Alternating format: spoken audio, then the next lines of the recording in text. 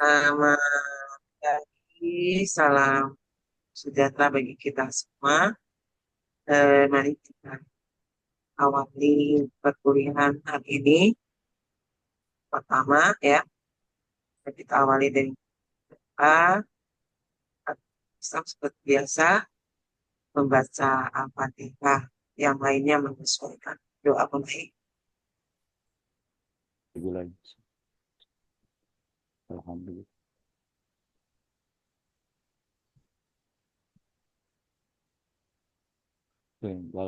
Selesai, eh, baik. Ibu Bapak sehat-sehat ya. Alhamdulillah. Alhamdulillah. Sehat, Bang. Kebanyakan libur ya, libur puasa, libur kenaikan masih berapa lagi kemarin nih? Isa Eh, Hari Al-Masih. buruh nanti Bu. Hari buruh Labor ini. Day. May Hari Day. buruh libur May lagi. Day ya. Nanti gak selesai-selesai ya. eh Ibu Bapak, supaya sebenarnya kalau yang sudah semester lalu itu eh, ini kan tinggal satu kali pertemuan nanti awal Mei ya. Awal Mei itu sudah mulai UTS ya. Nah, nanti UTS-nya juga tidak tidak ini online ya, tatap muka kalau sudah diumumkan kalau tidak salah. Nah,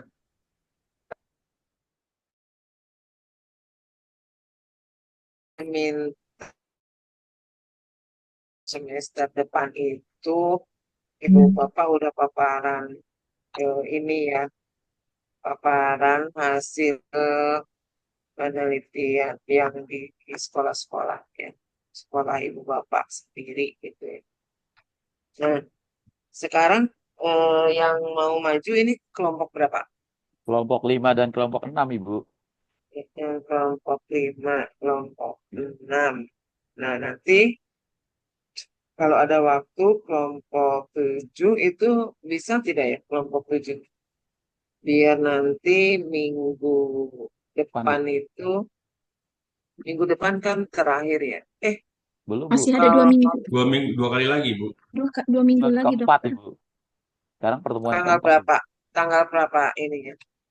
UTS-nya tanggal berapa? 25 Mei Bu. 25 Mei. Iya. Apa tanggal 17 ya? Bukan. 25 Mei Bu. Kalau sesuai dengan Oh, yang itu. iya iya. Pertengahan itu tatap muka ya. Betul ya. Tuh. Persiapan UTS. Ya. Ya, ya, benar. Makanya saya harus balik karena saya di Papua ya. Oh, Eh, saya ada di Jayapura sekarang. oh. Jadi nanti tanggal-tanggal 14 kali ya saya pulang. Persiapkan untuk eh, materi-materi yang akan di UTS-kan ya.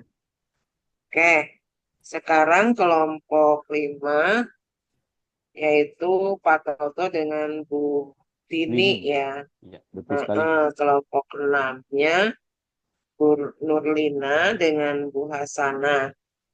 Kalau 2 kali lagi itu nanti berat 78. Izin Bu, mau bertanya sedikit aja. Untuk Heeh. kelompok yang sudah maju, untuk pengumpulan Oh iya, artikel dan paparan di mana Bu ya? Mohon maaf Bu. iya Makasih Bu. nanti, iya saya belum buat ininya Google Drive-nya. Nanti Oh, saya, baik Bu. eh, eh, tapi nanti ini ya dari kelompok 1 sampai kelompok 4 yang sudah, kelompok 5 6 sudah ya? Belum ya? Hari ini. Hari ini, Bu Sudah Dokter. nih. Oh hari ini Mau hari ini, ya. betul. Iya iya. Nah, yang sudah itu ada beberapa poin ya yang harus dimasukkan ya. Itu saya lupa. belum japri ya. Yang harus dimasukkan materi di makalahnya maupun di PPT-nya. Nah, kalau ada masukan PPT-nya atau perbaikan, tolong diperbaiki ya. Baik. Misalnya warna atau huruf dan sebagainya, itu disesuaikan dengan aturan membuat PowerPoint ya. Supaya Ibu Bapak terbiasa nanti kalau misalnya mau memaparkan proposal tesis atau nanti mau ujian itu sudah terbiasa dengan yang benar ya PPT-nya. Izin Bu, Oke, sekali lagi Bu, kalau untuk yang paparan itu apakah wajib PPT, apa boleh juga PDF? Kalau kita kan Canva download biasanya kan pakai PDF Bu. Izin, kalau memang PPT kita akan sesuaikan. Terima kasih. PPT aja, PPT PPT semua berarti aja, ya. Heeh, Baik, baik, baik. PPT aja. Oke, eh, saya berikan waktu. Kalau misalnya sekarang bisa dengan kelompok 7 ya nggak apa-apa. Supaya nanti kelompok berikutnya itu 8, 9, 10, 11. Berarti pas gitu ya. Nah, eh, sekarang kelompok 5 yaitu definisi spiritual dan adversitas, Kapasitas. dimensi-dimensi spiritualitas dan adversitas ya. Silakan ke kelompok 5 untuk paparan. Paparannya sekitar 7 sampai 10 menit. Tanya jawab 5, 5 sampai 7 menit. Silakan. Ya, terima kasih banyak Ibu Dr. Yuyun. Ya, Assalamualaikum warahmatullahi wabarakatuh. Waalaikumsalam warahmatullahi salam Assalamualaikum. warahmatullahi Selamat wabarakatuh. pagi, salam sejahtera untuk kita semua, Bapak Ibu sekalian. Alhamdulillah pagi ini kita sehat-sehat semua sehingga bisa menghadiri kuliah yang sudah kita nanti-nantikan dengan Dr. Yuyun. Ibu Yuyun, mohon izin boleh kami buka dengan pantun? Boleh, Iya, silakan. terima kasih Ibu Yuyun. Ya, teman-teman, Bapak Ibu sekalian bersiap ya. Ke Yogyakarta beli belangkon, Cakep, Cakep. ke Medan ya kain ulos.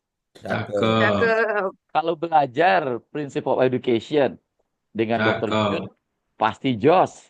cakep. Cakep. Tangan Terima kasih banyak ya teman-teman, Bapak Ibu sekalian, Ibu Dr. Yuyun. Berikut ini kami akan menyampaikan mengenai definisi spiritualitas dan adversitas serta dimensi-dimensinya. Kami mohon izin untuk berbagi screen share dengan Bapak Ibu sekalian. Terima kasih. Ya, Bapak Ibu sekalian, presentasi kita hari ini dibagi menjadi 3 bagian. Ya, pertama kami akan menyampaikan mengenai background dari definisi spiritualitas dan adversitas beserta dimensi-dimensinya. Kemudian juga penjelasan detail mengenai definisi tersebut. Dan yang terakhir adalah manfaat dan bagaimana penerapan ini dalam proses pendidikan kita. Ya. Berdasarkan landas hukum yang coba kami gali ya bersama kami. Sebelumnya kami perkenalkan dulu bahwa hari ini kelompok 5 yang diwakilkan oleh Ibu Twini Julia Pridayana, nomor NPM-nya 202474790048. Kemudian saya sendiri, Toto Endroyono, 202474790040, biasa dipanggilnya Pak Hen. Ya, demikian tadi ada 3 bagian yang ingin kami sampaikan. Yang pertama adalah kami mencoba menggali berdasarkan landasan hukum mengenai spiritualitas dan adversitas dalam proses pendidikan. Ya, itu yang sudah kami sampaikan di PowerPoint kami bahwa pertama adalah dasar dari Undang-Undang tahun 1945 pasal 31 ayat 1 bahwa pasal 1 menyatakan setiap warga negara berhak mendapat pendidikan. Pasal ini tentu saja menyatakan bahwa setiap warga negara berhak mendapatkan pendidikan, wajib mengikuti pendidikan dasar dan wajib membiayai pendidikan dasar. Pemerintah juga wajib untuk mengembangkan sistem pendidikan nasional yang meningkatkan keimanan, ketakwaan, dan akhlak mulia. Ini yang coba kami garis bawahi, Bapak Ibu sekalian, yaitu meningkatkan keimanan, ketakwaan, dan akhlak mulia, bagaimana nanti peranan spiritual dan adversitas dalam proses pendidikan nasional. Kemudian juga berlandaskan hukum, ya, di bawah undang-undang ada, di bawah undang-undang dasar tahun 45, adalah Undang-Undang Nomor 20 Tahun 2003 tentang Sistem Pendidikan Nasional atau Sisdiknas. Undang-undang ini eh, eh, mengatur sistem pendidikan di Indonesia. Undang-undang ini menetapkan berbagai hal terkait pendidikan mulai dari tujuan pendidikan nasional, prinsip penyelenggaraan pendidikan, hingga hak dan kewajiban peserta didik, pendidik dan tenaga pendidikan. Tentu saja Bapak Ibu sekalian yang kami hormati, tujuan pendidikan nasional menyelenggarakan pendidikan berdasarkan Pancasila dan Undang-Undang Dasar 45 serta mengembangkan potensi peserta didik agar menjadi individu yang beriman, ya, bertakwa, berakhlak mulia, sehat, berilmu, cakap, kreatif, mandiri, dan menjadi warga negara yang bertanggung jawab. Kembali di sini kami highlight kata-kata beriman, bertakwa, berakhlak mulia, sehat, dan seterusnya yang memang pada dasarnya meng-highlight apa yang sudah kami sampaikan mengenai spiritualitas dan aversitas. Kemudian juga Undang-Undang tahun Undang-Undang Nomor 14 tahun 2005 tentang guru dan dosen. Ya, dalam undang-undang ini mengatur mengenai kedudukan, tugas, dan hak dan kewajiban dan dosen sebagai tenaga profesional pendidikan, di mana undang-undang ini menegaskan pentingnya sertifikasi pendidik yang menjadi sebagai pengakuan profesionalisme guru dan dosen, serta mengatur mengenai kompetensi yang telah dimiliki oleh guru dan dosen tersebut.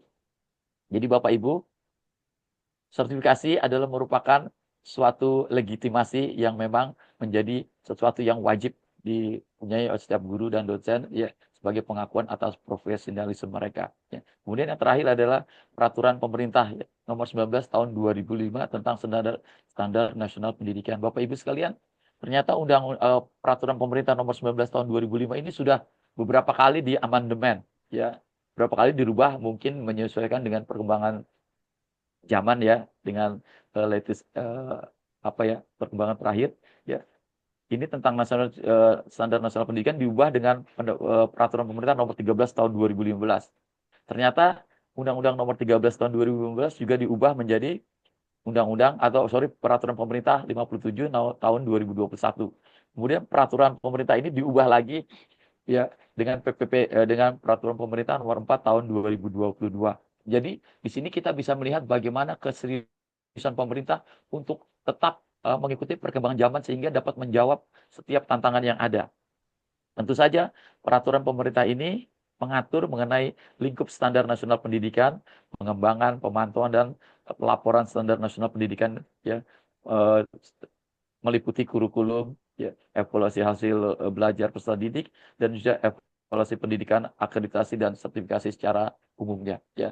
Demikian mengenai landasan hukum yang coba kami sampaikan. Ya. Bapak Ibu sekalian, kalau kita menilik kepada perkembangan pendidikan kita belakangan ini, ya, memang pada hakikatnya pendidikan itu berusaha mengubah, ya, tingkah laku, ya, peserta didik, khususnya dalam hal ini manusia secara keseluruhan, menjadi dari yang kurang baik, ya, menjadi yang lebih baik, ya.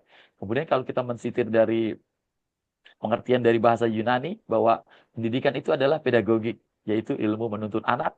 Sedangkan dalam bahasa Romawinya memandang pendidikan sebagai educare, yaitu mengeluarkan dan menuntun tindakan merealisasikan potensi anak. Ya. Bapak Ibu, pada kenyataannya di sisi lain, ya, sesuai juga amanat Undang-Undang Dasar 1945 bahwa tujuan pendidikan kita adalah untuk mencerdaskan kehidupan bangsa. Ini yang harus digarisbawahi. Ya. Kemudian di sisi lain, Bapak Ibu, hal yang memang tidak bisa kita hindari adalah perkembangan teknologi itu sendiri. Di sisi lain, dunia pendidikan Indonesia dihadapkan pada tantangan globalisasi. Ini memang tidak bisa diberhentikan atau direm, Bapak Ibu. Kita harus mencoba beradaptasi atau adjustment, ya, adjustment toward globalization, sehingga membawa pengaruh terhadap perkembangan proses perubahan peradaban manusia, dan juga bagaimana kita mensiasati proses pendidikan secara nasionalisasi. Globalisasi juga membawa dampak pada semakin pesatnya kemajuan ilmu, Bapak Ibu. Ya, ilmu pengetahuan dan teknologi, kemudian juga globalisasi membawa perubahan lingkungan strategis yang berdampak luas terhadap eksistensi dan kelangsungan hidup berbangsa dan bernegara. Ini menurut Nur Aini pada tahun 2008. Ya. Kemudian juga Bapak Ibu, dengan perubahan-perubahan ini kita sebagai pendidik khususnya dituntut untuk berupaya, ya, mensiasati, mengantisipasi bagaimana, ya, sehingga anak-anak kita dalam tanda kutip, ya, suatu hari nanti, ya, hasil dari pendidikan kita menjadi sesuatu hal yang baik yang seperti diamanatkan oleh Undang-Undang 45, Undang-Undang, dan juga peraturan pemerintah. pertanyaannya Bapak Ibu, ya, eh, adalah sejauh manakah pengaruh spiritualitas dan aversitas dalam pembentukan karakter peserta didik, khususnya bangsa dan secara keseluruhan, ya. Menurut Undang-Undang Sistem Pendidikan tadi, salah satu pesan peserta didik yang harus dikembangkan adalah spiritualitas keagamaan. Ya. Bapak Ibu, kami coba merumuskan masalah di sini bahwa utamanya adalah pertama, apakah definisi spiritualitas dan adversitas itu? Kemudian, apakah dimensi spiritualitas dan adversitas? Kemudian, bagaimana pengaruh dan peranan spiritualitas dan adversitas dalam pendidikan? Ya, Bapak Ibu, kami coba menjelaskan lebih jauh lagi mengenai paparan ini. Yang pertama adalah dari KPBI itu sendiri, bahwa spiritualitas ya, itu berkenaan dengan kerohanian dan keimanan. Ya, bagaimana seorang anak didik ya, diberikan suatu pendidikan keagamaan yang menjadikan landasan dasar bagi mereka untuk bertingkah laku lebih baik, beradab ya, sehingga nanti ke depannya diharapkan ya sesuai dengan amanat undang-undang menjadi manusia yang baik ya, bijak, baik secara spiritual ya, mental dan juga secara fisikal ya tadi disebutkan ya. Kemudian Bapak Ibu Hendrawan dalam pernyataannya di tahun 2009 itu menyatakan bahwa spiritual itu berkenaan dengan spirit ya, yaitu yang berhubungan dengan suci, yang berhubungan dengan fenomena dan makhluk supernatural. Jadi di sini memang anak didik kita mulai diperkenalkan dengan hubungan-hubungan antara dia sendiri ya dengan pribadinya sendiri, kemudian dengan keluarga, lebih jauh lagi kepada lingkungannya, dan yang penting adalah lingkungan sekolah. Bagaimana anak itu harus mempunyai wawasan bahwa dia adalah bagian dari komunitas-komunitas ini dan juga hubungannya dengan Sang Pencipta. Ya, kebenaran saya beragama Islam ya dengan Allah Subhanahu wa taala. Ya. Kemudian di sini juga ada pendapat dari Young and Compson 2011 bahwa spiritual itu merupakan prinsip hidup. Ya, ini daya semangat, prinsip hidup atau hakikat eksistensi manusia yang diungkapkan melalui hubungan dengan diri sendiri, sesama kita, ya, alam, dan kemudian Sang Penciptanya. Jadi, kalau boleh saya simpulkan di sini, harus adanya terjadi triangle of education, ya Bapak Ibu. Ya, di sini bahwa triangle of education, segitiga pendidikan itu melibatkan satu, ujungnya adalah anak, ya. Kemudian ujung yang kedua adalah keluarga, kemudian institusi pendidikan, pemerintah secara keseluruhan, dan segitiga yang ketiga ujungnya adalah dengan ketuhanan itu sendiri. Kerangkaian segitiga ini memang tidak boleh terputus Bapak Ibu. Ya, apabila kita memang mengharapkan hasil atau outcome anak didik kita yang sesuai dengan amanah undang-undang. Ya. Kemudian dalam pendidikan, pengembangan kesadaran dan pemahaman tentang diri sendiri, hubungannya dengan sekitar sudah kami sampaikan. Juga nilai-nilai dan keyakinan yang terkait dengan tujuan hidup. Ya, jadi di sini memang berdasarkan pengajaran kepada agama masing-masing. Ya. Kemudian yang paling terpenting adalah mampu ya menghubungkan diri sendiri dengan orang lain, alam semesta, dan sesuatu yang lebih besar dari diri sendiri. Ya. Kemudian spiritual sendiri itu membangun kesadaran mengenai pemahaman siswa, again, ya, tentang triangle of education itu sendiri, diri sendiri, keyakinan-keyakinan yang positif, ya, kemudian juga dengan orang lain, alam semesta, dan seterusnya, sehingga terjadi namanya equilibrium, suatu keseimbangan yang diharapkan, ya, pada nantinya. Ya, insya Allah ya, setelah mereka menamatkan pendidikan dari jenjang yang paling rendah, jenjang pendidikan dasar, menengah, dan tinggi, ya, insya Allah menjadi doktor ya seperti Ibu Yuyun yang sangat amanah sekali. Ya, ya. Bagaimana teman-teman mengenai Bapak Ibu sekalian mengenai implementasi spiritualitas dalam pendidikan? Yang pertama adalah integrasi. Integrasi ini penting sekali Bapak Ibu sekalian menunjukkan mengenai integriti itu sendiri.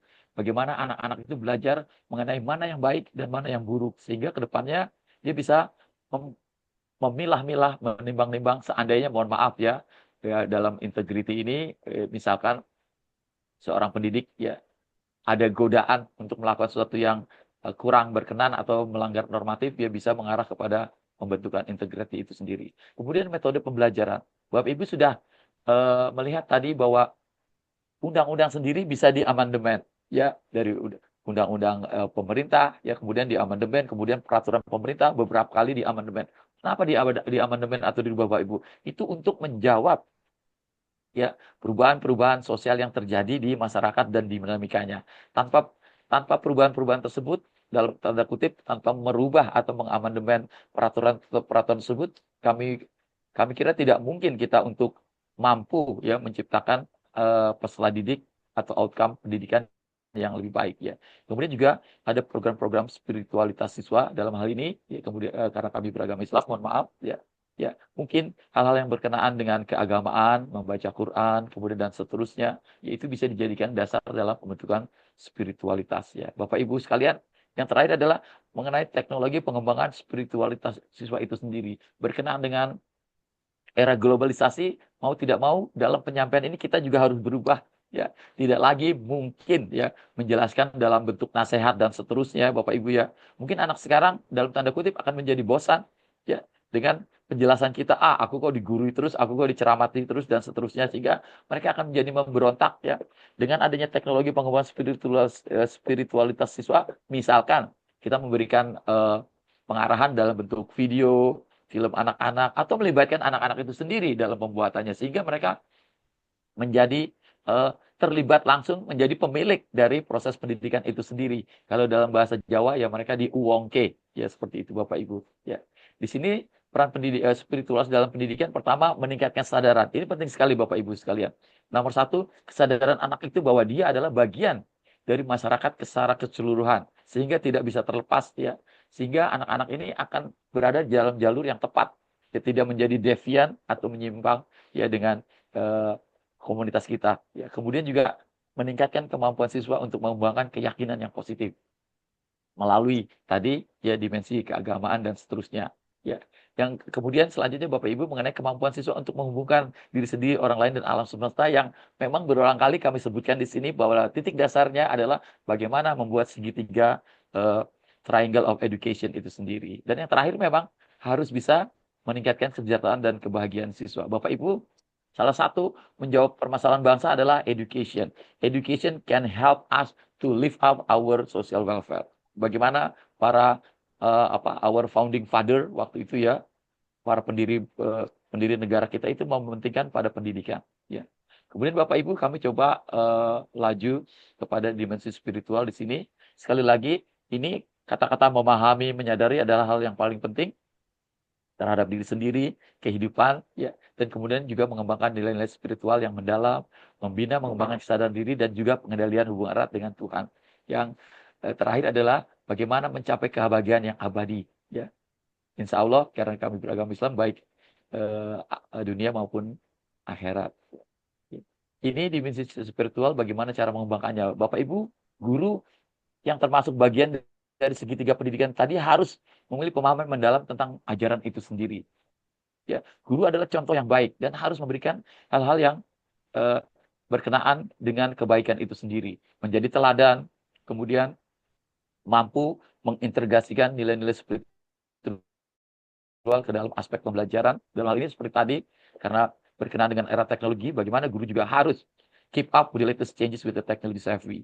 Kemudian juga melibatkan siswa, involve our student dalam kegiatan keagamaan di sekolah. Ya misalkan, ya kalau kami, mohon maaf ya beragama Islam kembali, misalkan sholat berjamaah, mungkin yang non-muslim bisa juga dengan kegiatan keagamaan lain-lainnya, membaca Al-Quran sebelum belajar. Ini juga akan menanamkan hal-hal paling tidak menjaga anak-anak kita keseharian itu dalam koridor yang tepat. Ya, biasa mengucapkan salam, ya memang zaman sekarang ini salam anak-anak juga aneh ya yang kami temui. Kadang-kadang mereka ada sebagian yang bilangnya bukan assalamualaikum ya Bapak Ibu sekalian. Mereka hanya bilang Waalaikum, Waalaikum Pak, Waalaikum Bu, gitu ya. Saya juga kadang-kadang nggak nangkep ya. Maksudnya apa? Waalaikum itu assalamualaikum ternyata. Itu memang gaya mereka ya. Kemudian di sini manfaat dimensi spiritual dalam pendidikan. Yang pertama adalah mengembangkan karakter. Bagaimana siswa itu mengembangkan kualitasnya seperti empati, bisa merasakan kesulitan orang lain, ya. Kemudian juga ketahanan, nanti akan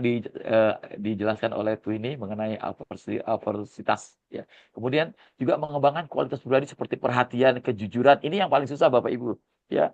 Karena pada belakangan ini mudah mencari orang pintar dan pandai gitu, tapi sangat sulit mencari orang jujur, ya. Ini memang mungkin Bapak Ibu untuk mencari pemimpin nomor satu mungkin kejujuran dulu ya, baru berikutnya adalah kompetensi dan seterusnya. Kemudian yang berikutnya Bapak Ibu, meningkatkan kesehatan mental. Ini penting sekali Bapak Ibu, ya. Karena dengan adanya tekanan globalisasi, tekanan kebutuhan, Bapak Ibu bisa lihat sendiri apa sih iklan-iklan konsumtif yang begitu gencarnya, begitu gilanya menyerang anak-anak kita melalui handphone, melalui berbagai sarana medsos, itu tidak bisa diberhentikan Bapak Ibu, tidak bisa dibendung, tapi bisa diberikan katalisator dengan meningkatkan kesehatan mental. Ya, dengan terjadinya poin 1 dan 2 tentu saja akan berimbas kepada prestasi akademik pendidikan anak kita yang sesuai yang kita harapkan.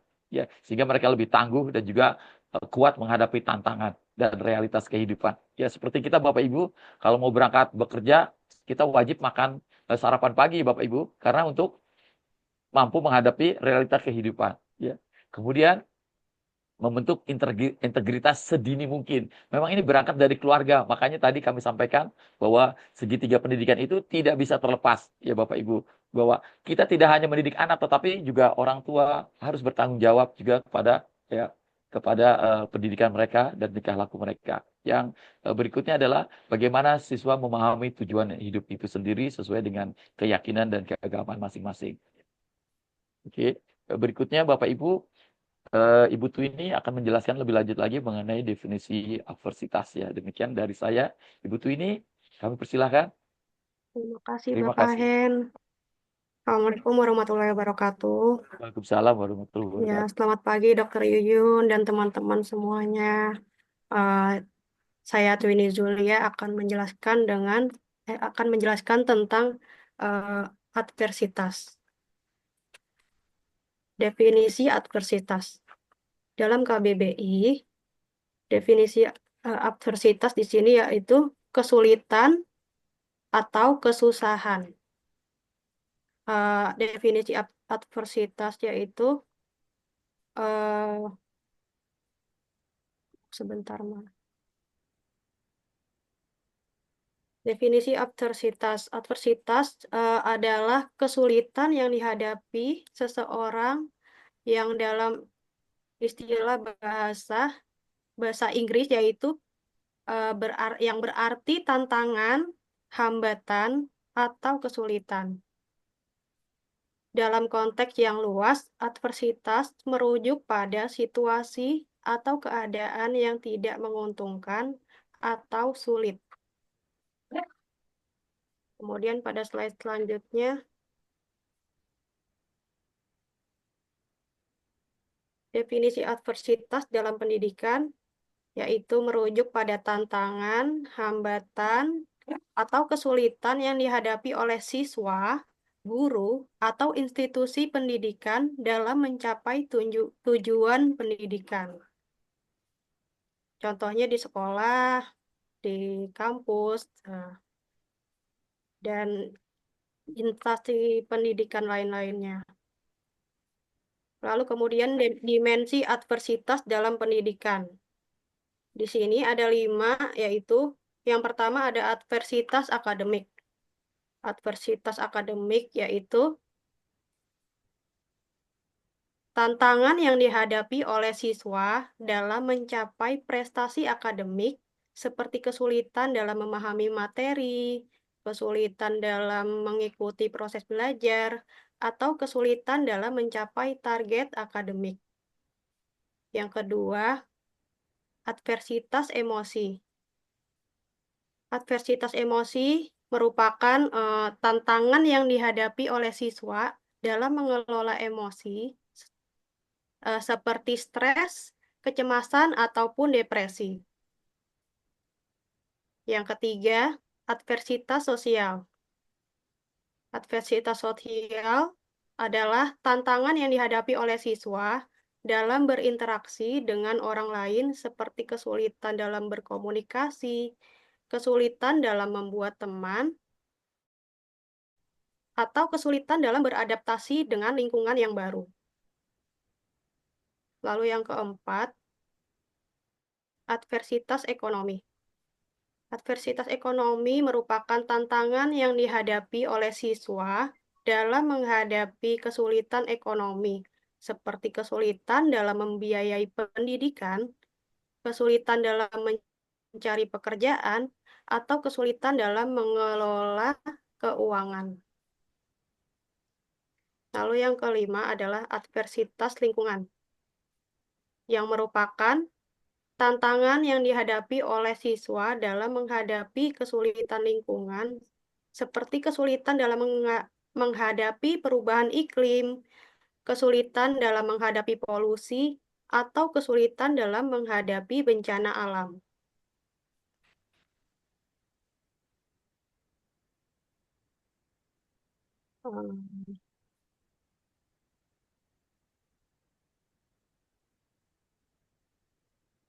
Terus slide selanjutnya.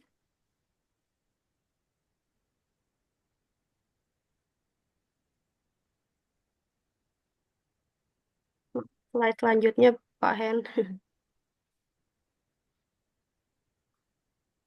Ya. Dampak adversitas dalam pendidikan. Adversitas dalam pendidikan dapat memiliki dampak yang signifikan pada siswa, seperti menurunnya prestasi akademik, meningkatnya stres dan kecemasan, menurunnya motivasi belajar, motivasi serta minat belajar, menurunnya prestasi akademik, meningkatnya stres serta kecemasan, menurunnya motivasi dan minat belajar, dan meningkatnya resiko drop out.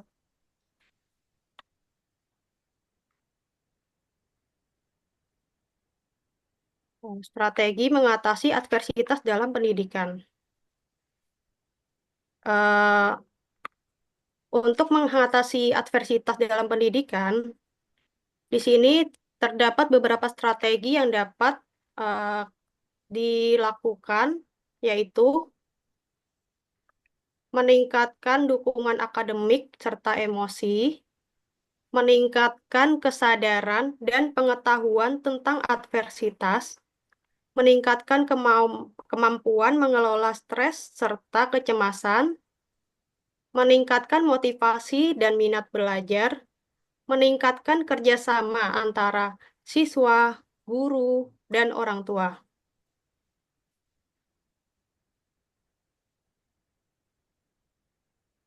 Manfaat dimensi adversitas atau adversity quotient atau AQ. Yang pertama yaitu membantu siswa memikirkan kembali rumusan keberhasilan dalam mencapai prestasi, lalu menanamkan harapan prinsip dan metode yang penting bagi bidang kehidupan dan pendidikan, membantu siswa menjadi lebih produktif, kreatif, dan kompetitif, membantu siswa mengembangkan keterampilan mengelola emosi, membantu siswa mengembangkan keyakinan diri, membantu siswa mengembangkan keterampilan mengontrol diri, membantu siswa membatasi hambatan agar tidak mengganggu aktivitas yang lainnya.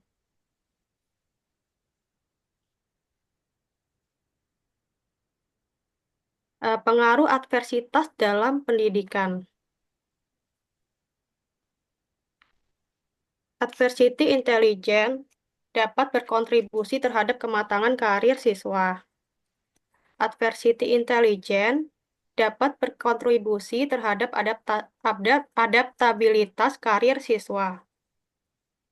Lalu dimensi-dimensi yang ada pada kecerdasan adversitas berkorelasi positif dengan dimensi pada adaptabilitas karir. Dimensi origin dan ownership dapat membantu siswa untuk mengakui kelemahannya.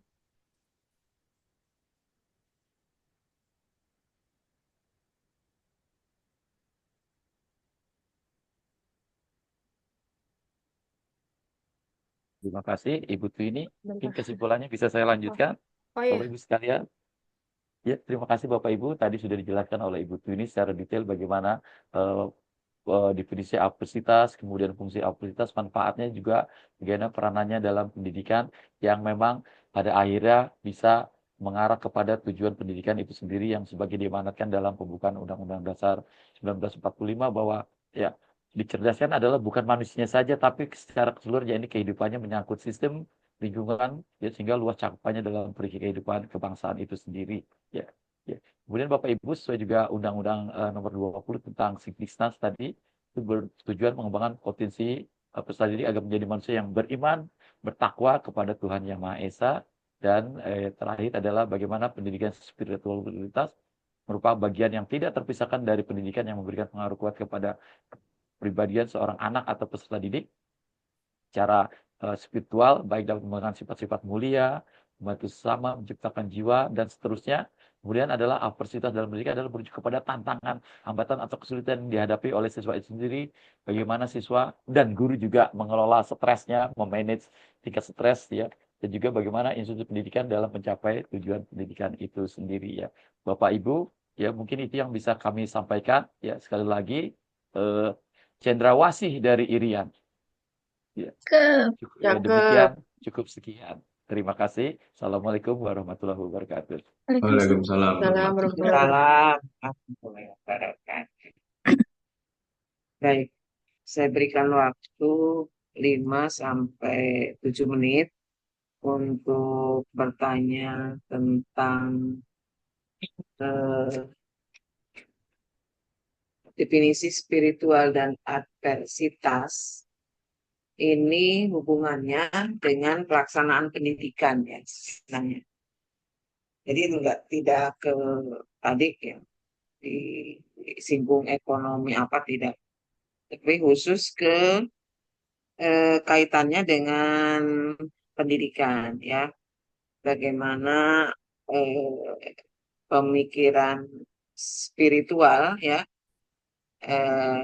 untuk membentuk manusia seutuhnya sesuai dengan tujuan di dalam pendidikan tersebut. Silakan, mungkin ada yang mau ditanyakan. Ibu Bapak, oh iya, Mbak Putri, silakan. Baik, terima kasih Dr. Yuyun. Terima kasih atas kesempatannya juga.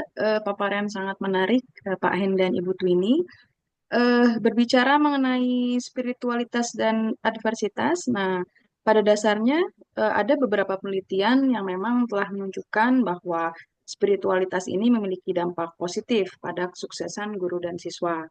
Nah, pertanyaannya di sini adalah bagaimana bukti empirik yang menunjukkan relasi spiritualitas dengan pendidikan. Nah, terutama bagi kesuksesan guru dan siswa dan bisa dijaga sustainability-nya atau ketahanannya. Demikian, terima kasih. Terima kasih Ibu Putri. Mungkin langsung saya jawab aja ya. Nanti berikutnya Ibu Twini Iya, akan iya, menjawab. silakan. Ya, terima kasih. Ini sebenarnya pertanyaan yang sangat menarik sekali ya, berkenaan dengan kita sebagai pendidik guru, dan juga disampaikan oleh Ibu Yuyun. Pada dasarnya tujuan dari pendidikan kita adalah mencerdaskan kehidupan umum yang pada gilirannya juga menciptakan peserta didik dan manusia Indonesia yang berkompeten, berakhlak mulia, ya, dan juga beriman, yang memang kita dambakan sebagai pemimpin kita. Betul tadi Ibu Putri menjelaskan bahwa bukti empirik tentang relasi spiritualitas dengan pendidikan. Yang pertama mengenai spiritualitas dan kesuksesan guru itu sendiri. Bagaimana dalam prosesnya harus ada peningkatan kualitas mengajar. Ya, tadi juga Ibu Dr. Yuyun menyinggung mengenai metodologi pendidikan juga harus diselaraskan dengan adanya perkembangan teknologi terbaru. Kemudian juga keseimbangan emosi guru. Kita menitik beratkan kepada guru dulu di sini ya. Bagaimana guru dengan spiritualitas tinggi cenderung memiliki keseimbangan emosi yang lebih baik. Sehingga mereka dapat mengelola stres, tekanan dalam pekerjaan dengan efektivitas. Ya, misalkan mohon maaf apabila ada goda-godaan ya keseharian bisa menjaga integritasnya. Kemudian spiritualitas dan kesuksesan siswa. Yang pertama adalah bagaimana meningkatkan motivasi belajar. Tadi sudah dikatakan mengenai segitiga pendidikan itu sendiri, ya, dengan terjaganya segitiga ini mungkin ya motivasi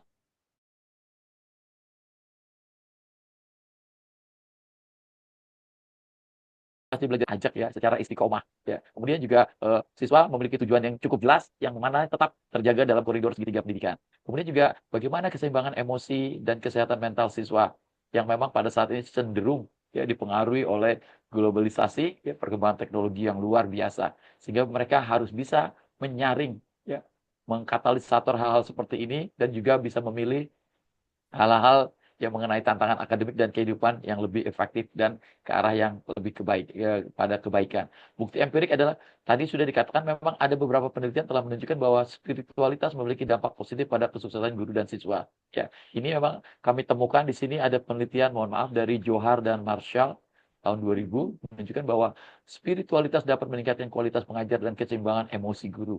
Ya. Kemudian penelitian oleh Benson 2006 ya tahun 2006 menunjukkan bahwa spiritualitas dapat meningkatkan motivasi belajar siswa dan keseimbangan emosi siswa. Jadi memang di sini yang ditargetkan adalah equilibrium ya.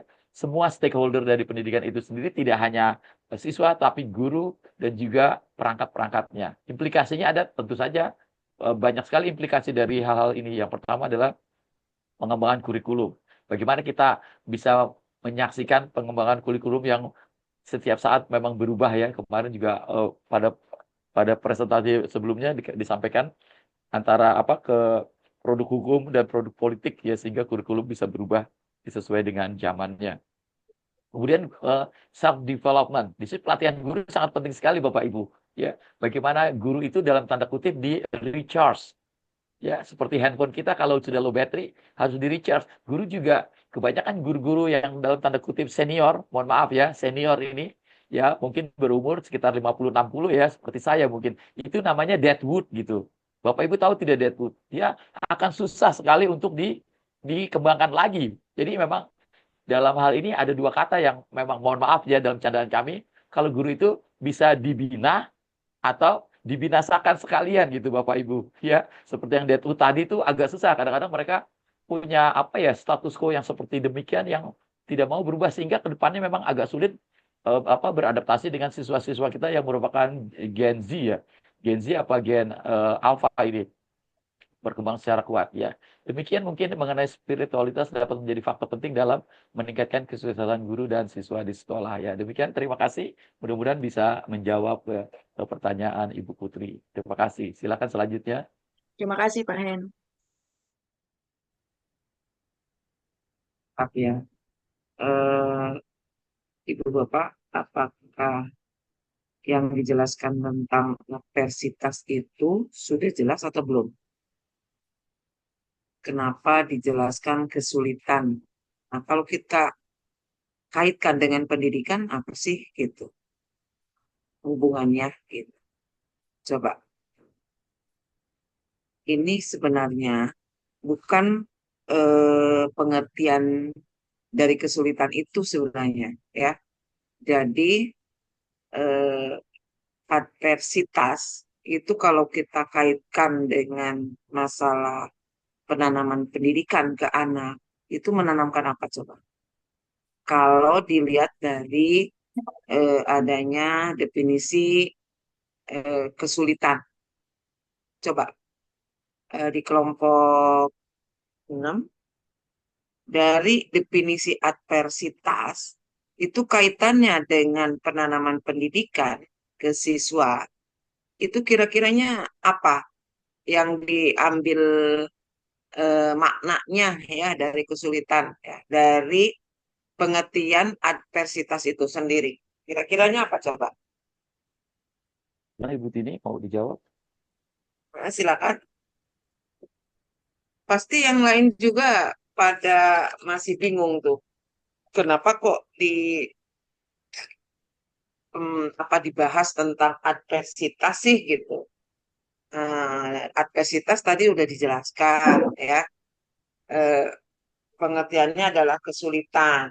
Nah, kalau kita kaitkan dengan pendidikan, menanamkan pendidikan ke anak dengan pengertian kesulitan tersebut, itu kira-kiranya apa yang mau ditanamkan ke anak kira-kiranya? Coba dengan adanya adversitas tersebut. Silakan Ibu Tini, Ada? nanti coba saya bantu. Iya. Coba saya jelaskan sedikit ya Ibu ya. Uh-uh, Dalam kan kalau dalam menghadapi adversitas di dalam pendidikan ya tadi, uh-uh, eh, mungkin yang pertama itu seperti mengidentifikasi kesulitan yang dihadapi oleh siswa dan mengembangkan strateginya untuk mengatasi kesulitan dari masalah siswa tersebut. Lalu mengembangkan lingkungan belajar yang mendukung, seperti menciptakan lingkungan yang kondusif, memotivasi siswa, serta mengembangkan keterampilan sosial dan emosional. Terus menggunakan sumber daya yang efektif mungkin seperti teknologi dalam bahan ajar dan tenaga pengajar yang berkualitas. Lalu mengembangkan keterampilan guru dalam mengelola kelasnya, mengembangkan kurikulumnya, serta menggunakan strategi pembelajaran yang lebih efektif mungkin ya Bu Yuyun. Dengan mengatasi Silakan. adversitas tersebut dalam pendidikan tersebut, kita kan dapat meningkatkan kualitas pendidikan dan membantu siswa mencapai potensi mereka dalam meraih akademiknya. Bisa Seperti saya itu. tambahkan sedikit, Baik. Ibu Yuyun? Iya, iya, silakan. Oh, Terima boleh, kasih, iya, Bu Tini. iya. Tadi sudah jelas Silakan sekali Pak bahwa Hen. di sini kita menghindari adanya terjadinya drop out ya, sehingga tantangan kesulitan dalam Iya. pendidikan itu sendiri, bagaimana proses belajar mengajar, tidak hanya pada siswa itu sendiri sebenarnya. Ini juga berkaitan kepada guru itu sendiri, bagaimana apa sih stakeholder dari pendidikan itu, guru, siswa, dan juga pemerintah bisa menghadapi tantangan-tantangan ini secara bersama. Sehingga dari pemerintah itu tantangannya beserta bagaimana menghadapi perubahan zaman dengan kurikulum yang baru, itu apresiasi pendidikan. Kemudian bagaimana siswa tidak bisa mengikuti pendidikan dan seterusnya, kemudian diajarkan mengenai keyakinan aversitas itu sendiri sehingga menjadi tahan banting menghadapi realita kehidupan sehingga bisa menyelesaikan pendidikan itu sendiri. Karena ada banyak sekali siswa-siswa kita, mohon maaf ya, misalkan tidak kuat belajar matematika, Ibu.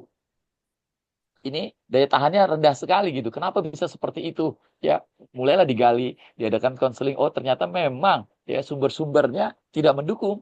Ya, tadi seperti juga sumber ekonomi penting sekali, Bu. Misalkan kenapa dia tidak suka matematika? Oh, ternyata alat-alatnya tidak punya, buku-bukunya tidak lengkap, ya mungkin alat-alat hitungnya tidak punya, dan seterusnya. Inilah yang jadi mendukung aversitas pendidikan itu sendiri sehingga kedepannya bisa menciptakan siswa kita, khususnya siswa dan guru yang menjadi tangguh, ya, integriti yang bagus, berakhlak, dan seterusnya. Dan juga bagi pemerintah itu sendiri harus memberikan ketahanan aversitas itu sendiri buat pemerintah dengan membuat kurikulum baru yang lebih friendly, lebih membantu kepada keberhasilan siswa, guru, dan seterusnya. Demikian untuk stakeholder dari pendidikan itu sendiri. Terima kasih, Ibu Yuyun.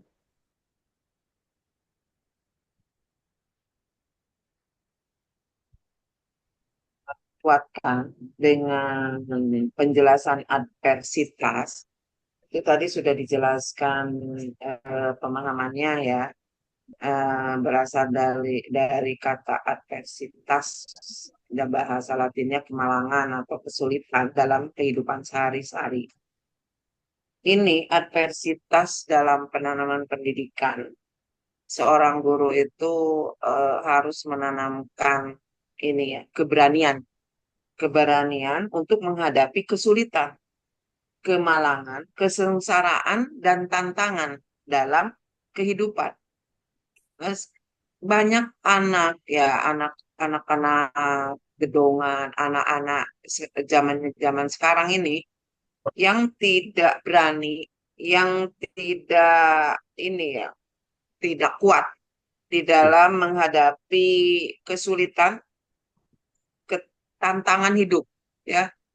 Terkadang sedikit ada masalah, dia tidak bisa menyelesaikan. Tetapi Pengen. dia lari dengan cara yang tidak terpuji gitu. Ya, misalnya cepat bunuh diri lah, atau misalnya lari dengan narkoba lah, apalah gitu ya. Nah, ini sebenarnya adversitas ini dalam pendidikan ya. Seorang pendidik itu menanamkan bagaimana keberanian ya. Keberanian si anak didik dalam menghadapi kesulitan, kemalangan, kesengsaraan dan tantangan hidup. Ya. Intinya sebenarnya di situ diversitas dalam kaitannya dengan pendidikan. Ya. Jadi keberanian melihat dan dia apa namanya bisa memecahkan ya kemalangan, kesulitan, kesengsaraan secara realitas sebagai bagian dari kehidupan manusia ya yang perlu dipecahkan ya. Jadi eh, keberanian menghadapi bahaya dan tantangan ya, tantangan kehidupan secara nyata ya. Karena semakin eh, orang itu dewasa, semakin harus bisa berani membuat suatu keputusan atau juga menghadapi masalah. Jangan menghindar dari masalah atau jangan menghindar dari kesulitan. Ya, terkadang anak-anak kita itu tadi ya kesulitan sedikit, misalnya apa sulit, misalnya masalah ekonomi, udah diam-diam putus sekolah, tidak berusaha bagaimana caranya, ya. Atau juga misalnya kesulitan di dalam eh, tadi ya eh, materi-materi, soal-soal yang diberikan oleh guru dan sebagainya, bukannya dihadapi kesulitan itu, tetapi kadang-kadang dia tidak kuat dengan kesulitan-kesulitan itu ya. Nah, ini yang harus ditanamkan oleh ibu bapak guru nanti ya di sekolah ya. Itu harus benar-benar ibu bapak eh, menanamkan keberanian, menanamkan kekuatan kepada siswa-siswinya ya untuk menghadapi kesulitan, kesengsaraan dan tantangan hidup ya. Jadi jangan dihindari, jangan cepat putus asa, jangan cepat menyerah dan sebagainya. Itu sulit sekali, ya. Jadi itu pengalaman eh, di keluarga di anak-anak saya ya. Kalau perempuan itu kuat-kuat, ya. Nah laki ini ya kadang-kadang ini pengalaman saya. Ya, kadang-kadang karena mungkin dimanjakan di awal, akhirnya dapat kesulitan dan sebagainya, akhirnya udah eh, ada penyakit jiwa yang tidak bisa menghadapi kesulitan yang ada gitu. Nah ini ya eh, seorang pendidik harus ini menanamkan keberanian di kesulitan hidup. Juga adversitas berkaitan dengan ketegaran. Ketegaran diri yang terletak pada kerelaan ya, mencari segala hal yang lapang, melapangkan, bersedia menerima apa? Keikhlasan ya. Keikhlasan misalnya dari golongan atau dari rumah tangga yang broken, dari rumah tangga yang memang tidak mampu dan sebagainya, ya ibu bapak guru harus menanamkan ketegaran kepada siswa-siswinya ya, bahwa kita harus selalu ikhlas, harus selalu bersyukur ya, bersyukur sama Allah ya kalau dalam agama Islam ya. Jadi di sini pendidikan harus membangun keberanian dan ketegaran kepada siswa-siswinya. Jadi bagaimana tuh ya keberaniannya memandang kemalangan, kesulitan ya. Nah, bagaimana menanamkan ketegaran diri ya, kerelaan menerima segala hal yang dia sudah ditakdirkan oleh yang Maha Kuasa, itu bagaimana? Kadang-kadang anak-anak pada remaja-remaja ya sulit itu kalau mindalnya larinya bukan pada agama tetapi pada yang lain gitu. Nah, ini yang tugas kita sebagai guru ya, harus menanamkan keberanian menghadapi kesulitan hidup. Itu. Sebenarnya intinya di situ. Terima Kalau kasih. adversitas. Ya. Oke, mungkin itu. Nah, kita lanjutkan kebetulan 35 menit lagi ke kelompok berikutnya. Nanti intinya saya share di ini ya, Japri di ini supaya mengena penjelasannya intinya seperti itu bahwa adversitas menanamkan keberanian dan Ketegaran. ketegaran. Ya. Ya, Oke. terima kasih. Ya, terima Berikutnya kasih, Dr. Yuyun. kelompok berikutnya silakan.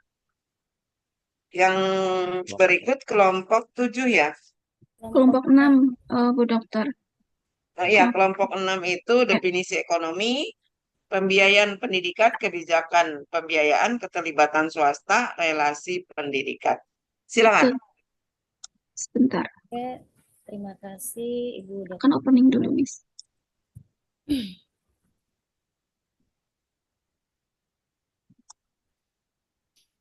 Sambil menunggu PPT dibuka ya, kita buka saja. Bismillahirrahmanirrahim. Assalamualaikum warahmatullahi wabarakatuh. Selamat pagi semuanya, salam sejahtera untuk kita semua. Salam warahmatullahi wabarakatuh. Semoga selalu dalam keadaan sehat dan tetap semangat.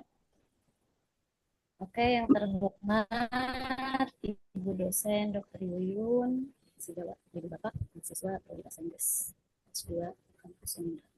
Baiklah, hari ini kita atau kami dari kelompok 6 akan membahas atau menjelaskan tentang makalah kami dengan judul Definisi Ekonomi Pembiayaan Pendidikan, Kebijakan Pembiayaan, Keterlibatan Swasta, dan Relasi Pendidikan. Jadi dalam makalah kami ada 5 poin yang akan kita bahas panjang. Oke, saya sendiri Hasanah dengan nomor MPM 202474790057 dan ibunya dengan nomor NPM 202474790053. Baik, kita langsung ke slide berikutnya karena mengingat waktu tinggal sebentar sedikit, tinggal 30 menit lagi. Yang pertama, perumusan masalah. Jadi yang akan kita bahas di makalah kami ada 4 pertanyaan. Yang pertama, yaitu apa definisi ekonomi, pembiayaan pendidikan, kebijakan pendidikan, keterlibatan swasta, dan relasi pendidikan. Selanjutnya yang kedua, bagaimana pembiayaan pendidikan dan kebijakan pembiayaan di Indonesia. Yang ketiga, bagaimana keterlibatan swasta dalam pendidikan. Yang terakhir, bagaimana aspek penting atau apa saja sih aspek penting dalam relasi pendidikan. Selanjutnya kita langsung ke definisi pendidikan atau pembahasan. Yang pertama, ekonomi adalah sebuah cabang ilmu sosial yang berobjek pada individu dan masyarakat. Secara etimologis, dapat diartikan ekonomi terdiri dari 2 suku kata bahasa, yaitu oikos dan nomos, yang berarti tata laksana rumah tangga. Itu menurut Roshidi tahun 2009. Kemudian Mankiw dalam Putong tahun 2013 mengatakan ekonomi merupakan studi tentang bagaimana masyarakat mengelola sumber daya yang selalu terbatas atau langka. Ilmu ekonomi pada dasarnya yaitu ilmu sosial, karena manusia dan perilaku akan kebutuhannya yang menjadi objek penelitian.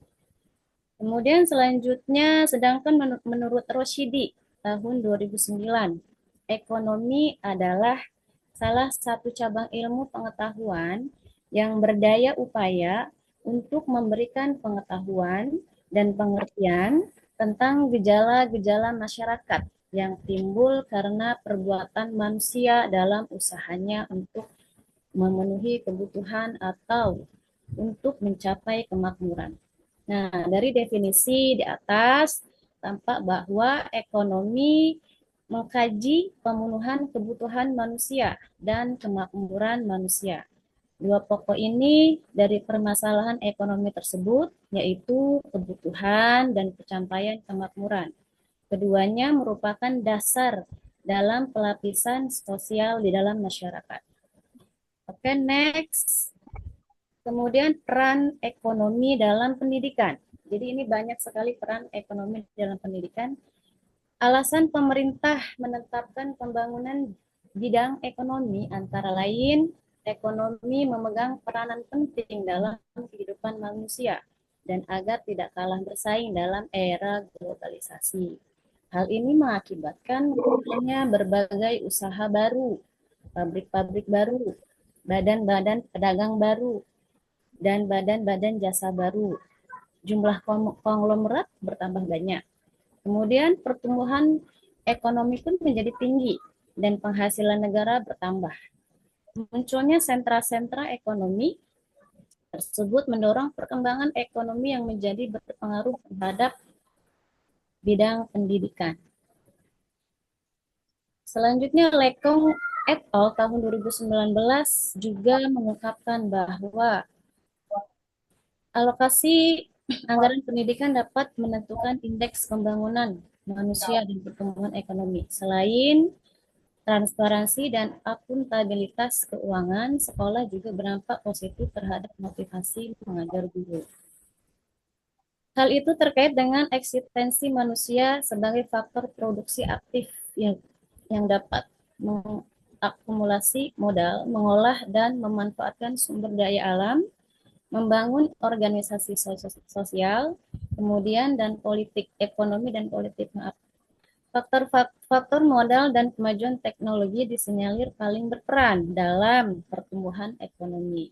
Namun, kedua faktor tersebut tidak akan ada dan berkembang tanpa dukungan faktor sumber daya manusia atau SDM.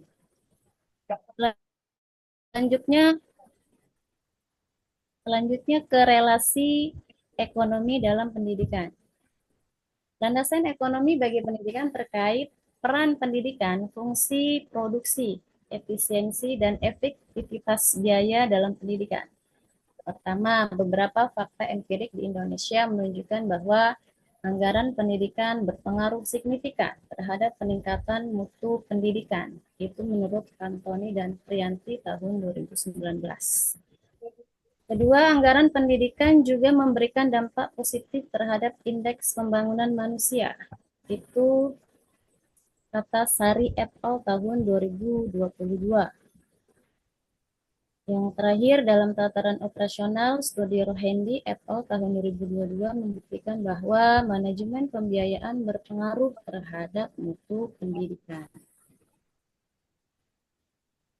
Lanjut ke slide berikutnya, definisi pembiayaan pendidikan.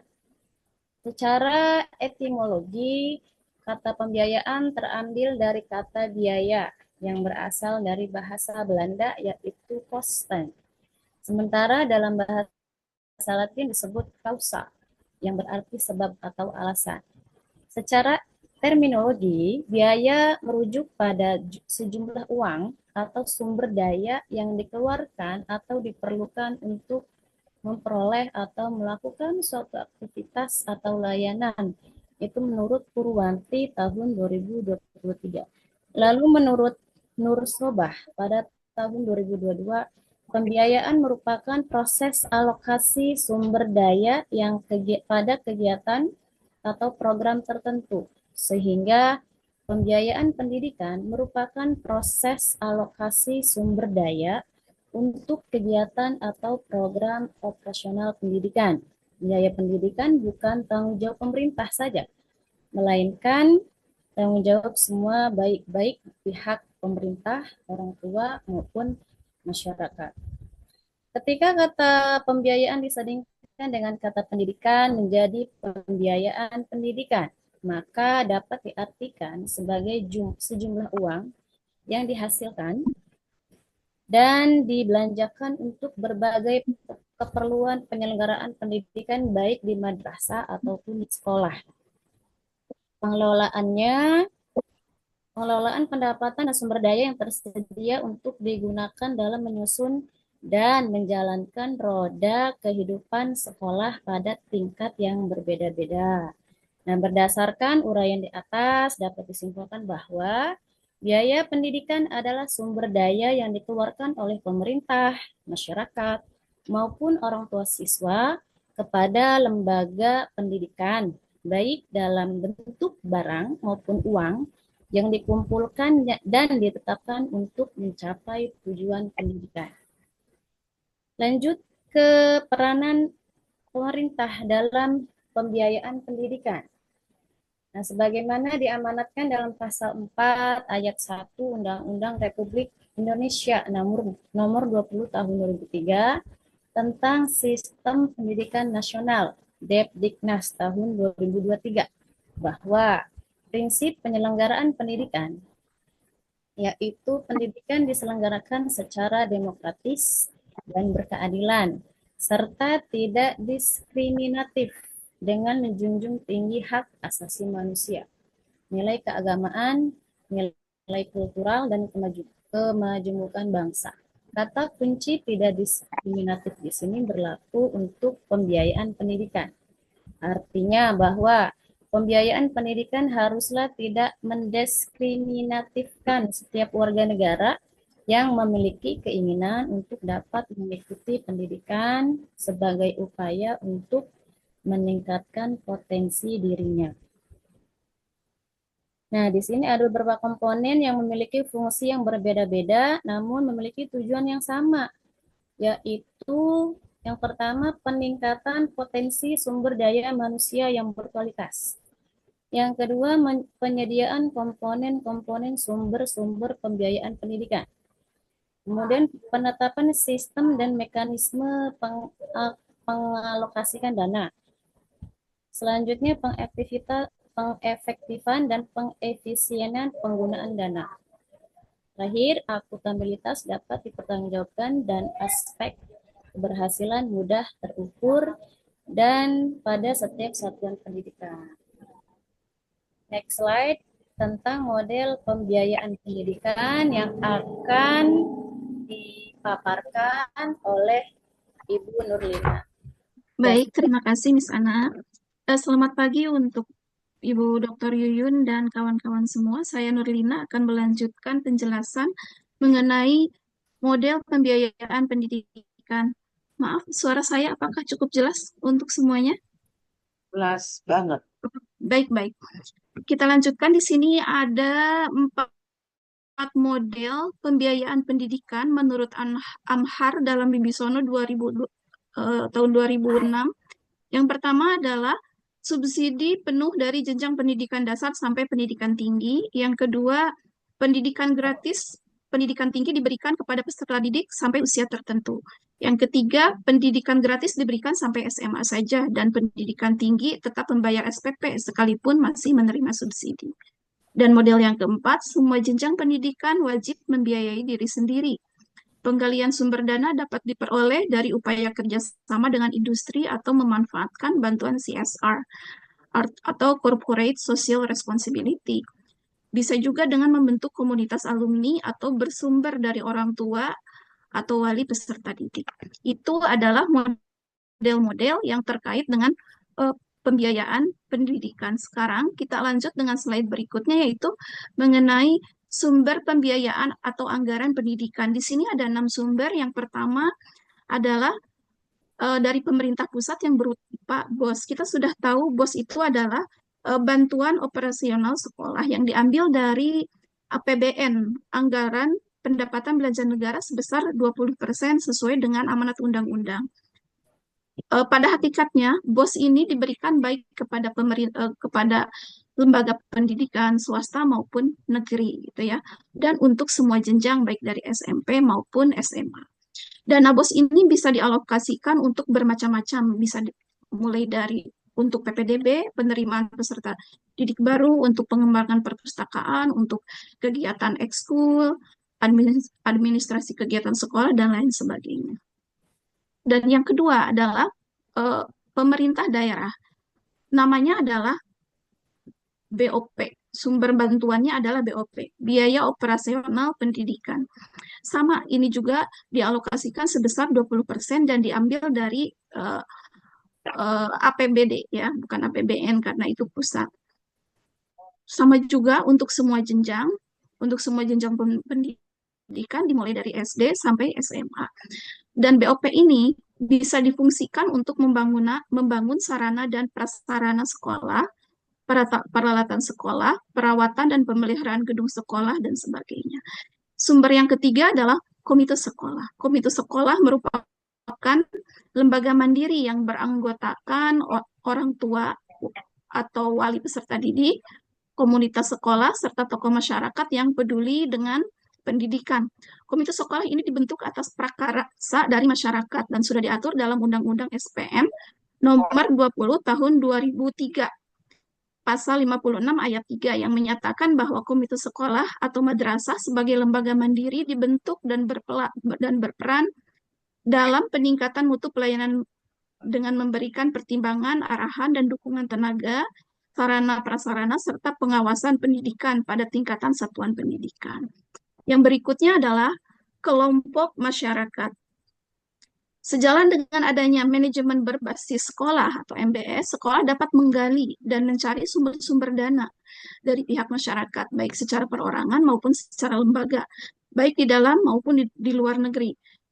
Nah, dana yang diperoleh tersebut bisa digunakan untuk kepentingan sekolah, khususnya kegiatan belajar mengajar secara efektif dan efisien. Itu menurut Ginanjar dan Herman tahun 2019. Yang berikutnya adalah dana swadaya sekolah. Sekolah juga bisa mendapatkan dana swadaya dari usaha mandiri sekolah, contoh seperti wirausaha. Wirausaha meliputi koperasi sekolah, himpunan sekolah, acara amal, event kesenian, dan lainnya. Dan yang terakhir adalah sumber-sumber lainnya, meliputi bantuan luar negeri, program Baznas, scholarship perusahaan, hibah, wakaf, infak, atau sodako, yaitu kebijakan standar pembiayaan.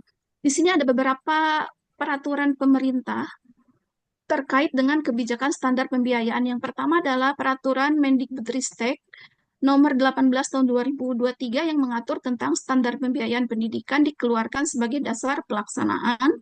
Terus ada peraturan pemerintah nomor 4 tahun 2022 mengatur tentang standar pembiayaan pada pendidikan usia dini, jenjang pendidikan dasar, dan jenjang pendidikan menengah. Yang selanjutnya, peraturan pemerintah nomor 57 tahun 2021. Bab 1, bagian ke-9 pasal 32 menyatakan standar pembiayaan merupakan kriteria minimal mengenai komponen pembiayaan pendidikan pada satuan pendidikan. Dan Permendikbudristek nomor 18 tahun 2023 tentang standar pembiayaan. Di bab 2 bagian ke-1 pasal 3 mengatur tentang biaya investasi yang terdiri dari biaya investasi lahan, penyediaan sarana dan prasarana, penyediaan dan pengembangan sumber daya manusia, dan modal kerja. Dan di bab 3 tentang biaya operasional terdiri dari biaya personalia dan non-personalia. Yang selanjutnya adalah yang keempat, keterlibatan swasta.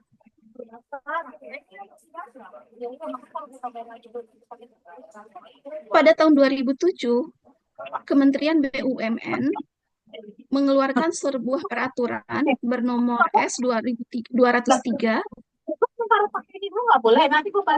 Oh, maaf, Miss, tolong di-unmute sebentar ya. Yang mana ya? Saya nggak bisa unmute. Bu Meli, suaranya bocor. Iya, maaf. Halo. Mungkin Mr. Arif yang bisa unmute ya, Bapak ya. Kita lanjutkan saja. Peraturan nomor S-203 yang menyatakan intinya menggerakkan sektor swasta untuk mengeluarkan sebesar 1-4% keuntungannya kepada masyarakat melalui program PKBL atau program kemitraan dan bina lingkungan. Kebijakan ini tentunya sangat membantu untuk memberikan pelayanan kepada masyarakat terkait dengan community development di bidang pendidikan. Keterlibatan sektor swasta ini akan menjadi pola integrated terhadap sistem kerja masyarakat, pemerintah, dan sektor swasta. Dan poin terakhir, yakni relasi pendidikan. Relasi pendidikan ini ada beberapa, meliputi 5. Pertama adalah relasi antara siswa dan guru. Hubungan yang baik antara siswa dan guru sangat penting untuk proses belajar mengajar yang efektif, di mana guru di sini berperan sebagai fasilitator pembelajaran dan memberikan bimbingan kepada siswa, sedangkan siswa diharapkan aktif berpartisipasi dalam proses belajar. Yang selanjutnya adalah relasi antara sekolah dan keluarga. Sekolah dan keluarga memiliki peranan yang sama pentingnya dalam mendidik anak. Sekolah bertanggung jawab memberikan pendidikan formal, sedangkan keluarga memberikan pendidikan informal dan membentuk karakter anak. Kerjasama antara sekolah dan keluarga sangat penting untuk menciptakan lingkungan belajar yang mendukung. Yang ketiga adalah relasi antar sekolah dan masyarakat. Sekolah tidak hanya berfungsi sebagai lembaga pendidikan, tetapi juga sebagai pusat kegiatan sosial dan budaya di masyarakat. Masyarakat dapat berperan aktif dalam mendukung kegiatan sekolah, seperti memberikan sumbangan, menjadi relawan, atau membantu dalam kegiatan ekstrakurikuler. Yang berikut adalah relasi antar siswa. Siswa juga memiliki relasi satu dengan yang lainnya, baik di dalam maupun di luar kelas. Hubungan antara siswa dapat mempengaruhi proses belajar mengajar, pengembangan karakter, dan kemampuan berinteraksi sosial. Berikut adalah relasi pendidikan dengan kebudayaan dan lingkungan. Pendidikan harus relevan dengan konteks budaya dan lingkungan sekitar. Kurikulum pendidikan harus mencerminkan nilai-nilai budaya lokal dan kebutuhan masyarakat. Pendidikan juga harus mempertimbangkan dampak lingkungan dan mendorong perilaku yang ramah lingkungan. Dengan memahami dan menjaga relasi pendidikan yang baik antara semua pihak yang terlibat, diharapkan proses pendidikan dapat berjalan lebih baik dan memberikan hasil yang positif bagi individu dan masyarakat. Mungkin itulah keseluruhan penjelasan dari kami. Sekarang kita lanjut saja ke kesimpulan ya. Pendidikan merupakan hak setiap warga negara yang dijamin oleh Undang-Undang Dasar Negara Republik Indonesia tahun 45. Untuk mewujudkan pendidikan yang adil, merata, dan berkualitas, semua komponen dari pemahaman ekonomi, pendidikan, sistem pembiayaan, kebijakan publik, hingga keterlibatan sektor swasta harus terintegrasi dan saling mendukung. Dengan demikian, pendidikan yang inklusif, berkualitas, dan berkeadilan dapat terwujud sebagai fondasi utama membangun nasional. Mungkin itu saja paparan yang bisa kami sampaikan dari kelompok 6. Sekarang mungkin waktunya untuk Q&A, mungkin 2 pertanyaan saja ya, Miss Ana. Ya, Silahkan. terima kasih untuk Ibu Lina. Mungkin ada pertanyaan untuk kelompok kami. Silahkan kita buka 2 penanya saja. Karena waktu tinggal 10 menit. Silahkan. Oh iya, Oke, Miss Zahro, silahkan. terima kasih kepada Mem Hasan dan Mem Lina. Saya Zahra Salsabila. Ingin bertanya mengenai pembiayaan pendidikan. Nah, akhir-akhir ini kan kita sedang dihadapi dengan kasus-kasus yang lagi ngehits, yaitu korupsi dana-dana yang ada dalam pendidikan, seperti dana BOS, atau mungkin beberapa waktu ini ada dana untuk jalan-jalan anak-anak yang dikorupsi oleh gurunya. Kira-kira ada nggak sih cara yang efisien atau efektif untuk meminimalisir korupsi yang terjadi dalam ranah pendidikan? Apakah tenaga pendidik dan para pendidik harus mengikuti seminar anti korupsi, ataukah ada hal-hal ataukah ada cara-cara lain yang efektif untuk meminimalisir terjadinya seperti ini dalam dunia pendidikan? Terima kasih. Baik, terima kasih Miss Zahro. Pertanyaan sangat baik dan sangat relate sekali ya dengan kondisi pendidikan saat ini. Saya akan coba menjawabnya. Mungkin langkah-langkah yang bisa diambil itu harus sistematis dan konsisten ya. Di sini ada beberapa cara yang bisa diambil. Yang pertama adalah transparansi anggaran. Semua anggaran pendidikan harus diumumkan secara terbuka, Miss. Baik di tingkat nasional, daerah, maupun sekolah. Misal, dipasang papan pengumuman penggunaan dana di sekolah atau dipublikasikan secara online. Itu yang pertama. Yang kedua, selain transparansi anggaran, bisa juga audit rutin dan independen. Audit keuangan perlu dilakukan secara berkala oleh lembaga yang independen, bukan hanya internal saja. Audit ini harus benar-benar menelusuri penggunaan dana dan hasilnya juga perlu diumumkan kepada publik. Partisipasi masyarakat juga diperlukan seperti keterlibatan orang tua, LSM, dan media. dalam mengawasi penggunaan dana pendidikan. Semakin banyak mata yang mengawasi, semakin kecil peluang untuk korupsi. Itu logikanya seperti itu. Yang berikutnya adalah penguatan sistem pengawasan internal. Bangun sistem pengawasan internal yang kuat di semua jenjang, dari semua kementerian sampai sekolah. Harus ada sanksi tegas untuk pelanggaran tersebut. Yang berikutnya adalah pendidikan anti korupsi. Ini bagian dari penanaman karakter mungkin ya. Tanamkan nilai anti korupsi ke semua pihak yang terlibat, termasuk guru, kepala sekolah, dan pejabat dinas pendidikan yang terkait. Bisa melalui pelatihan atau workshop rutin itu. Yang berikutnya adalah pemanfaatan teknologi digitalisasi. Gunakan sistem digital untuk semua transaksi keuangan agar tercatat otomatis dan bisa diawasi secara real time. Misalkan aplikasi e-budgeting atau e-monitoring. Dan yang terakhir adalah, ini tidak kalah penting, penerapan sanksi tegas dan cepat bila terjadi penyimpangan. Proses hukum harus cepat dan sanksinya berat supaya ada efek jera. Mungkin itu hal-hal yang mesti dilakukan untuk mengurangi korupsi ya yang semakin marak di negara kita. Itu saja mungkin. Next, ada pertanyaan berikutnya. Silahkan. Yang mungkin akan dijawab oleh Miss Ana ya. Silahkan berikutnya, Miss. Terima kasih Miss Lina. Mungkin ke Ibu Dokter Yuyun, Ibu. Waktunya tinggal 7 menit lagi. Apakah Masih bisa sih satu lagi, Miss Nia bisa. Ya. Baik, gini, saya akan memberikan ini penjelasan mendalam tentang pembiayaan. Jadi intinya, Ibu Bapak, ini kan S2. Jadi tidak serta-merta mendalam di definisi-definisi ya. Definisi ekonomi, definisi pembiayaan itu tidak ya, tidak ke situ.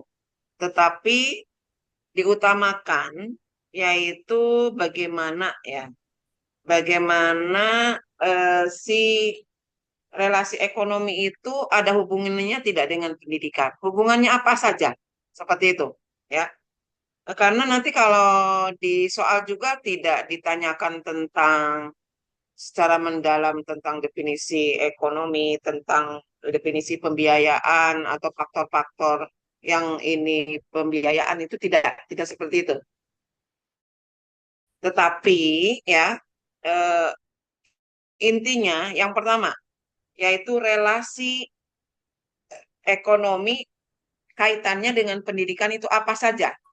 Nah, di sini ya contoh ya. Yang pertama relasi ekonomi kaitannya dengan pendidikan. Yang pertama yaitu kondisi ekonomi menentukan kualitas pendidikan. Sebaliknya ya, kualitas pendidikan menentukan pertumbuhan ekonomi. Nah, jadi ibu bapak nalarnya itu nalar S2 gitu. Jadi tidak nalar SMA atau S1, udah menalarnya bagaimana nih tentang masalah ekonomi kaitannya dengan pendidikan. Kayak tadi tuh ya, yang adversitas ya. Bagaimana sih? Tidak harus menjelaskan tentang kesulitan ini tidak. Tapi bagaimana pendidikan ya menanamkan tadi kan menanamkan ya untuk menghadapi kesulitan hidup. Nah, itu menanamkan keberanian, ketegaran. Ini juga sama, ya. Bagaimana mengkaitkan masalah ekonomi dengan pendidikan tadi. Ya. Jadi kondisi ekonomi menentukan kualitas pendidikan, sebaliknya kualitas pendidikan menentukan pertumbuhan ekonomi. Ya. Yang kedua, kekuatan ekonomi suatu negara menentukan besaran anggaran pendidikan. Ya, besaran anggaran pendidikan mendorong output pendidikan yang berkualitas, ya, yang berkualitas. Ya. Dan yang berikutnya, produktivitas yang berimplementasi pada pertumbuhan ekonomi, ya. Ini yang masalah ekonomi dengan pendidikan. Jadi pembiayaan pendidikan. Nah, pembiayaan pendidikan itu siapa yang bertanggung jawab? Tadi dijelaskan. untuk dana BOS dan sebagainya itu adalah bagian ya, bagian pembiayaan pendidikan. Itu yang pertama yang bertanggung jawab adalah pemerintah, bertanggung jawab atas pembiayaan, terutama lembaga pendidikan publik, yaitu pendidikan yang bernaung dalam pemerintah atau negara ya. Berusaha memberikan bantuan kepada lembaga pendidikan swasta juga, karena lembaga swasta juga mencerdaskan kehidupan bangsa gitu ya. Nah, itu yang masalah pendidikan. Tanggung jawabnya siapa lagi selain pemerintah? Yaitu masyarakat. Masyarakat juga membantu ya, membiayai penyelenggaraan pendidikan, terutama melalui lembaga pendidikan swasta. Nah, di swasta otomatis tuh walaupun ada dana BOS, ada dana BOP dan sebagainya yang bantuan pemerintah, tetapi swasta tidak cukup dengan dana BOS saja, tetapi harus juga mengambil dari siswa seperti itu. Untuk apa? Untuk merehab atau memperbaiki sarana prasarananya ya. Jadi eh, ada dua lembaga ya, atau ada dua. Yang pertama pemerintah bertanggung jawabnya untuk biaya pendidikan. Yang kedua masyarakat. Masyarakat itu lewat siswa, siswinya, terutama yang bersekolah di lembaga pendidikan swasta. Contohnya misalnya di Al-Azhar. Al-Azhar itu tidak mengambil BOP ya, dana BOP tidak mengambil karena sudah terpenuhi dengan dana yang dibantu dari siswanya ya. Terus yang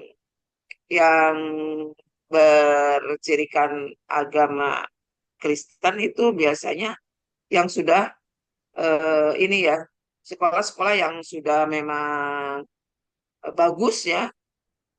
Kalau di Jakarta itu apa contohnya? Kalau Al-Azhar yang biasa ada Penabur, Bu. Penabur. penabur ya Tarakan itu Islam tidak mungkin. ini tidak mengambil dana BOP karena memang sudah cukup dari dana masyarakat. Nah, Bagus itu. tadi udah disebutkan bahwa bagaimana cara kita untuk menanggulangi korupsi di bidang pendidikan ya. Tadi ya harus transparansi, harus efisien, efektivitas ya, harus ada monet rutin seperti itu ya. Kenapa? Karena yang namanya uang dimanapun itu, misalnya eh, pendidik yang profesor dan sebagainya kalau melihat uang ya namanya juga masalah uang ya. Sudah normal itu. Jadi eh, pendidikan semakin tinggi bukan misalnya bisa eh, apa namanya, tidak tergoda dengan adanya uang yang begitu banyak, misalnya adanya korupsi dan sebagainya, kalau misalnya uang tersebut tidak dipantau, tidak dimonet, tidak transparansi dan sebagainya ya. Jadi memang tadi udah jelas ya, pengelolaan dana pendidikan itu harus efisiensi, efektif dan transparansi ya. Dampak biaya pendidikan. Nah, dampak biaya pendidikan itu untuk apa ya? Untuk meningkatkan kualitas dan kuantitas pendidikan. Itu dampaknya ya. Yang kedua, mendorong peningkatan kesejahteraan manusia ya. Kalau misalnya kualitas pendidikannya udah terjamin di suatu negara, otomatis ya bisa meningkatkan kesejahteraan. Contoh misalnya pada zaman penjajahan kita kan otomatis ya, karena dijajah pendidikan juga kurang ya, itu tidak mensejahterakan manusianya atau penduduknya. Yang ketiga, dampak biaya pendidikan adalah mendorong pertumbuhan ekonomi di negara. Jadi eh, kalau ada materi seperti ini, tolong dikaitkan, dihubungkan dengan penyelenggaraan pendidikannya, ya. Jadi tidak pure membahas tentang misalnya masalah ekonomi atau masalah pembiayaan. Jadi dikait-kaitkan dengan penyelenggaraan pendidikannya. Kayak tadi ya, itu nanti di soal biasanya ada juga misalnya eh, yang bertanggung jawab dalam pembiayaan pendidikan biasanya gitu ya. Terus nanti penjelasannya ya berbentuk penjelasan studi kasus biasanya. Ya. Nah, misalnya tadi ya sekolah-sekolah swasta yang memang sudah mumpuni atau sudah eh, banyak ya banyak duitnya dari masyarakat, otomatis tidak mau menerima bantuan dari pemerintah. Dan banyak lagi ya sekarang ada bantuan pendidikan berupa makanan gratis ya. Itu sebenarnya tidak efisien ya.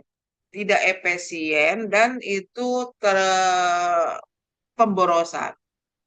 Selain pemborosan juga itu sebenarnya tidak berdampak. Tidak ada dampaknya sebenarnya ya. Jadi saya bukan melawan kebijakan pemerintah, tetapi Ibu Bapak bisa sebagai orang-orang yang calon-calon ini ya, magister ya, coba nanti dilihat ya, efek dari adanya makanan gratis di sekolah-sekolah itu apakah eh, manfaatnya ada atau tidak, dan itu mengurangi ini ya, mengurangi pembiayaan dari semua sektor ya. Dikurangi sekian persen hanya untuk makan gratis ya, yang notabene manfaatnya kurang kelihatan gitu. Jadi misalnya pembiayaan untuk contoh misalnya di LPMP ya, nah, biasanya ada pelatihan-pelatihan secara tatap muka. Sekarang harus daring semua, kayak kayak waktu COVID. Kenapa pembiayaan dipotong gara-gara dana makan gratis ya. Jadi semua sektor akhirnya ini ya dampak dari makan gratis ini pemotongan anggaran besar-besaran di setiap eh, ini lembaga ya. Mungkin itu saja dari saya. Ada yang mau ditanyakan? Silakan. Masih udah habis ya? Oh, udah habis. Jam 9. Kalau di Iya, sini jam mohon maaf Bu Dokter. 11. Silakan, silakan. Nah, terima kasih ya. Ya, sama-sama, Sampai Bu Dokter. jumpa minggu depan. Mudah-mudahan minggu depan bisa 3 orang. Amin. 3 Ya, 3 kelompok kelompok ya. itu ya. Uh, Kelompok uh, 7, kelompok 8, dan kelompok 9. Tadi kami sampaikan Oke. itu. Terima kasih banyak Bu Dokter. Terus Salam sejahtera selalu. yang paparan ini nanti Japri, nanti saya kirim yang ininya ya, PowerPoint dengan apa yang harus dilengkapinya. Siap, siap. Semua Japri aja ya, setiap ketua-ketua kelompoknya nanti saya Japri ininya PowerPoint yang harus ditambah-tambahkan sesuaikan dengan makalahnya juga. Oke, Baik. terima Siap, kasih ya. Baik, Mohon baik. maaf. Bu Dokter. Wassalamualaikum Terima kasih, warahmatullahi Dr. Yuyun. wabarakatuh. Waalaikumsalam Waalaikumsalam warahmatullahi warahmatullahi wabarakatuh.